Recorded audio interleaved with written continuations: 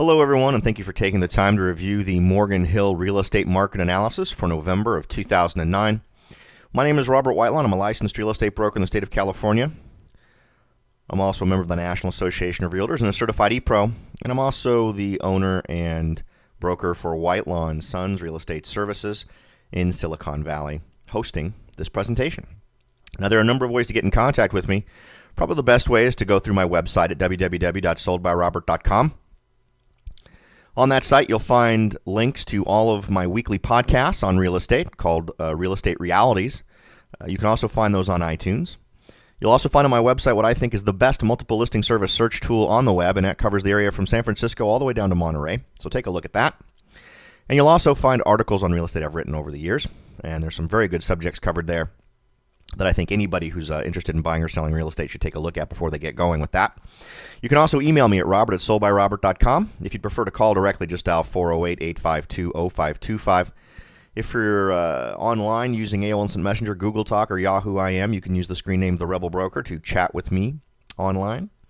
And if you're a Skype user, just use the screen name Rebel Broker to get in touch. Now, referrals are always appreciated. If you or anyone you know is interested in buying, selling, or investing in real estate in Silicon Valley, I'd be happy to help any way I can.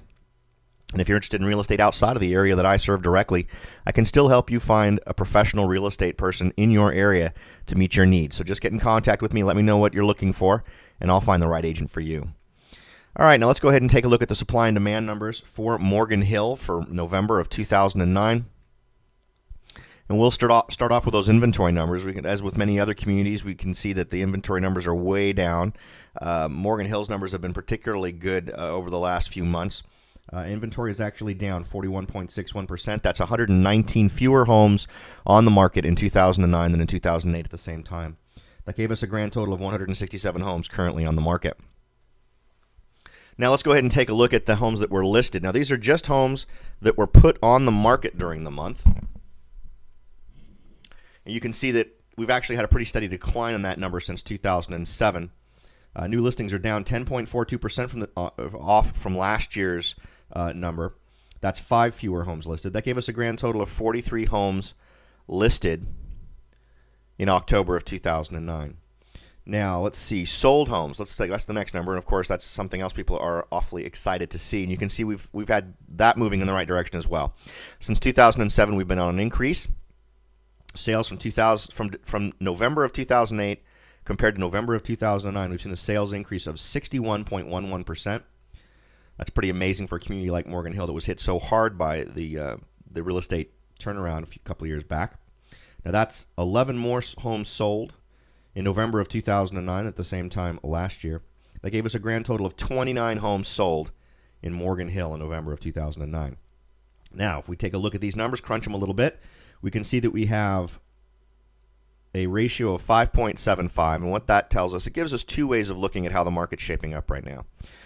That tells us first that we've got a little under 6 months worth of inventory on hand. So if we froze the inventory numbers where they are now and the homes sold numbers where they are now, in order to sell off that inventory, it would take us about 5 3/4 months, or just under 6 months.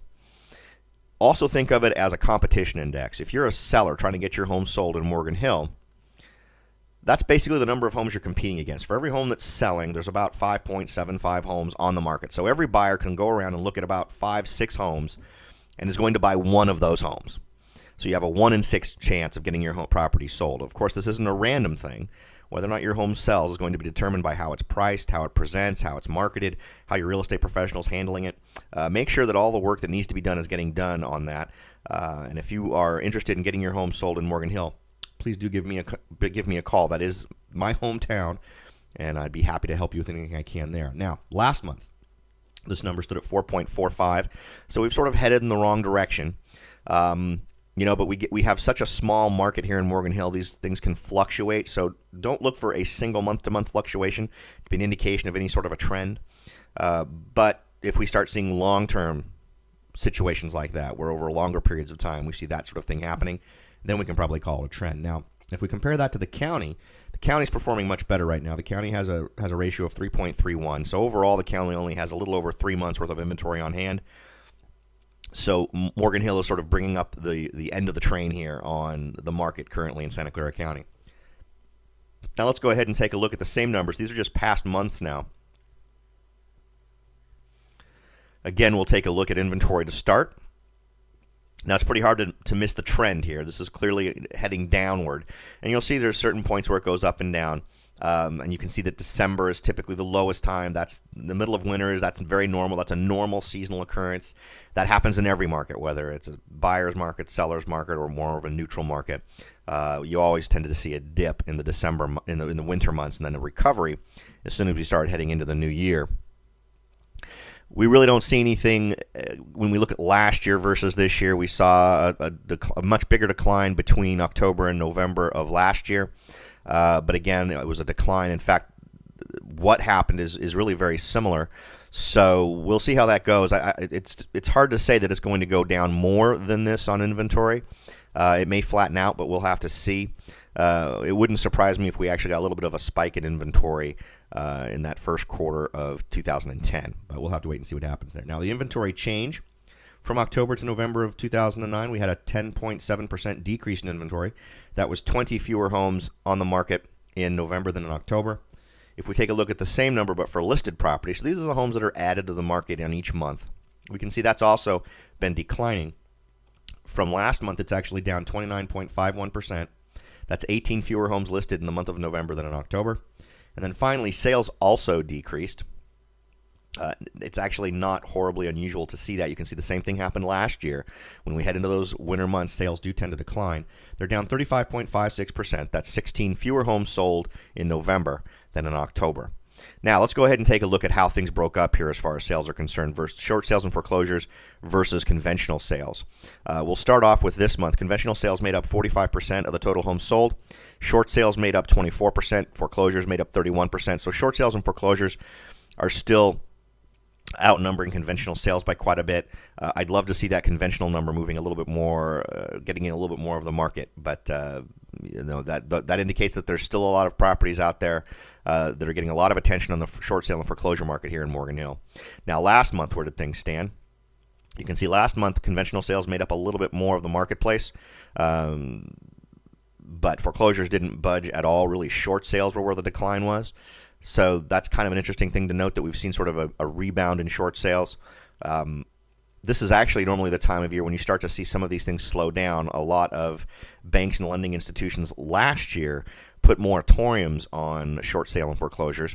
So I don't know if that'll happen again this year, but there may be some banks that do it and some banks that don't. So this number could shift depending on what policies the banks come up with in the coming months. Now, of course, one of the most important numbers to any seller out there and any buyer is what prices are doing. And as you can see here, prices have been declining pretty steadily since 2005. We had a pretty gradual decrease from 2005 to 2007, and then things really hit in 2008. The average home price was down from last year by 4.42%. That's $26,598 lower than 2008. And remember, this is just the month of November, looking straight back to 1999. And the average home price was $575,190. The median home price was $590,000. You can see the median is actually over the average this month. The median is actually up from last month, 1.21%. That's $7,050 increase. What that basically tells you is that there were more homes that sold above average price than below. So we're seeing a little bit more activity at the higher end in Morgan Hill, which is kind of interesting. And that definitely is borne out in my personal experience with buyers that have been creating searches for homes in Morgan Hill. I've definitely seen an uptick in folks taking advantage of higher end homes that have come down quite a bit in price. I mean, we've seen some properties that had started off being listed in the $3 to $4 million range that are now in the $1.5 million range. So big discounts on some of the higher end properties in Morgan Hill, and folks are coming out and taking advantage of that. Now, the highest priced home for November of 2009 for Morgan Hill was 1026 Yegas Road, and that was a property that sold for $800,000. It listed for $990,000. It was on the market for 44 days, and that property was bank-owned. It sold in 2005. No, excuse me, it was listed. Sold in 2005 for just over $2 million. Listed in 2008 for 1.3 million. So the numbers, the real numbers on this, as far as what the asking price originally was, are quite a bit higher. These folks have been trying to sell it for quite some time, and it ended up as an REO. And I think clearly that original asking price isn't what it sold for. I'm sorry, that was, they originally tried to sell it in 2005 for $2 million, and ended up down at $800,000 for a final sold price. That's an amazing drop. All right, now the lowest priced home was on 17130 Monterey Street. It sold for $300,000. It was originally listed for $339,000. It was on the market for 43 days, and it was a bank-owned property as well. Interesting to note that that original list is, again, not accurate. It was originally put on the market in August of 2008 for $799,000. So it basically sold for less than half of what the original asking price was. And this is something that you'll find. This is one reason why I like to sort of take a closer look at some of these properties.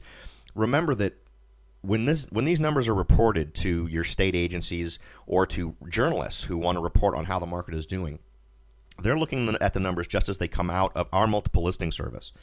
But if you look more closely, you find these examples of where both of these homes were originally listed for much higher amounts of money and unsuccessfully sold.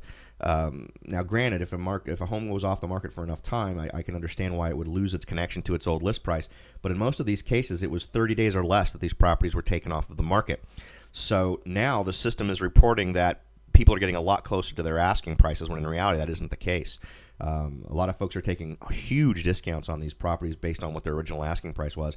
And so much of the data that we're getting and so many of the decisions being made about what's going on with the market are incorrect, because they're not able to sort of filter out this sort of incorrect data. All right, now the price per square foot in Morgan Hill was at $241.76. Last month's price per square foot was $255.45. All right, home prices. Again, just going straight back on months. Now, we're not just looking at the month of November going back to 1999. Now we're looking straight back all the way to May of 2008. You can see some fluctuation here. This is another one of those bits of data, particularly when you have such a small sample as Morgan Hill, where this number can appear to fluctuate and shift and jump and drop. And what you really want to do is check what the trend is here. And you can see that the trend is clearly down. I would guess that average prices are still going to continue to go down. We'll see how things pan out, but as I mentioned earlier in this particular presentation, I see more foreclosures coming. So I think prices are going to go down a bit more here in this community and many others where foreclosures have been playing a part. Now, the average home price, as I mentioned, was $575,190. The price change from October to November was a decrease of 4.71%. That's a $28,461 drop. The median price increased by 6.21% compared to last month. That's a $34,500 increase. And we had a grand total of 29 homes sold in Morgan Hill in November of 2009. Now let's take a look at how many days it took to get some of these properties sold. You can see that it's been on a pretty steady increase. 2006, we really had a jump, and then it dropped a bit in 2007. If you go back and you look at the data, you'll probably see that 2006, we had some number of homes that really threw this number out. It could just take one or two that were on the market for an exceptionally long time to drive that number up so high. I think a more realistic graph would show this being a more steady increase from 2005 to 2009. Now, the days to increase from November of 2008 to 2009 increased by 10.68%. It's 11 more days to get a property sold in November of 2009 at the same time last year. We had one property, the lowest days on market, we had one property that sold in one property that sold in 1 day. Longest days on the market was 547 days. The next closest was 477. So, and as you'll see as we break this up, those high numbers really push these numbers up to the high end here.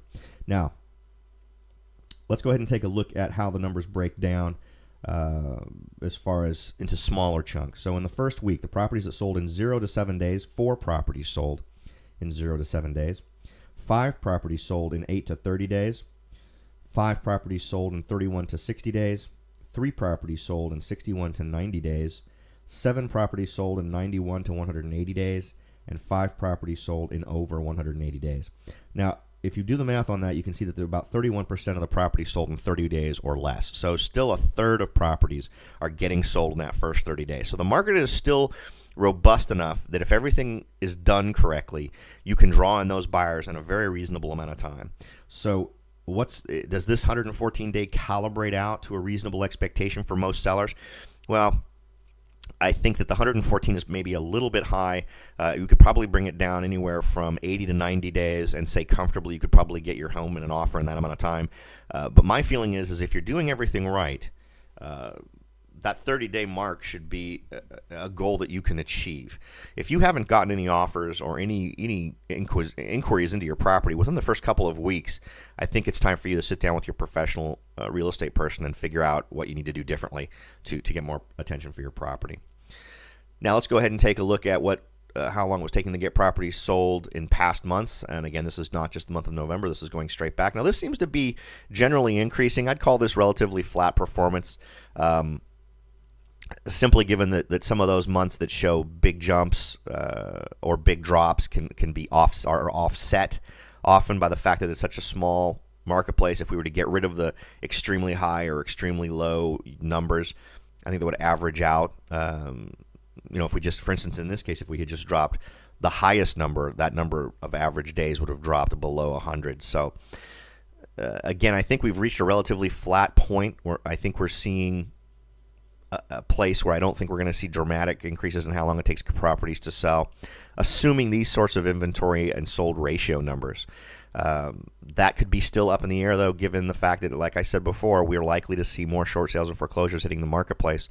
And that's definitely going to increase inventory, and the only way we can offset that again is by increased sales.